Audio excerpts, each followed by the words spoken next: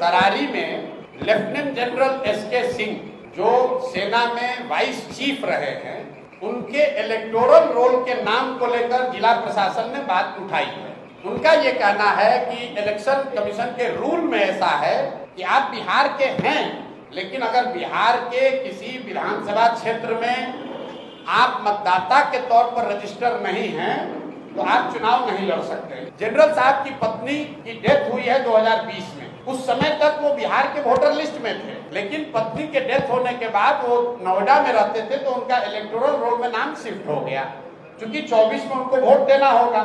इस सब के बावजूद यहाँ इलेक्टोरल रोल में ट्रांसफर के लिए नोएडा से डीएम ने उनके इलेक्टोरल रोल को सर्टिफाई करके भेज दिया है। ए हम लोगों ने सबमिट कर दिया है।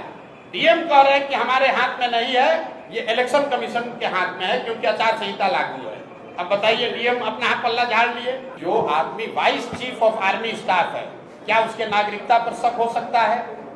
करड़ के वो बच्चे हैं, वहीं से पढ़े हैं, वहीं सूरजपुरा स्कूल से हाई स्कूल किया है, क्या इस पर शक है? क्या उनकी जमीन उस गांव में नहीं है? क्या उन्होंने वहां इलेक्ट्रिसिटी बिल पिछले 1 साल से नहीं भरा है? क्या उनका राशन कार्ड नहीं है? सब कुछ है।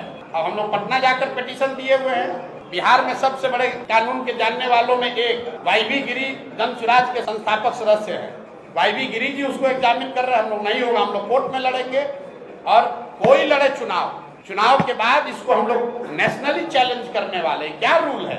सियाचिन में जो कमांडर होता है सेना का, वो सबसे प्रतिष्ठित पद है। उस पद को जिस बिहार के लड़के ने लीड किया है, उसको आप कह रहे हैं कि चुनाव नहीं लड़ने देंगे। बिहार का इतना बड़ा बेटा अपने सुख सुविधा को छोड़कर बिहार के लिए लड़ने आया है, उसको आप चुनाव नहीं लड़ने दे रहे हैं।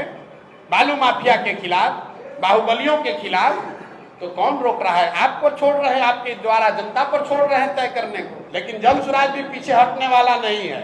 अगर उनको नहीं लड़ने दिया तो कोई वहां तरारी का लड़का लड़ेगा, लेकिन लड़ेगा जरूर। हम लोग पीछे नहीं हटेंगे। ये नहीं कहेंगे कि हमारा नामांकन कैंसिल हो गया। हम लोग लगे हुए हैं। कल या परसों तक निर्णय इलेक्शन कमीशन दिल्ली को देना है कि उनको लड़ने की अनुमति दी जाएगी कि नहीं।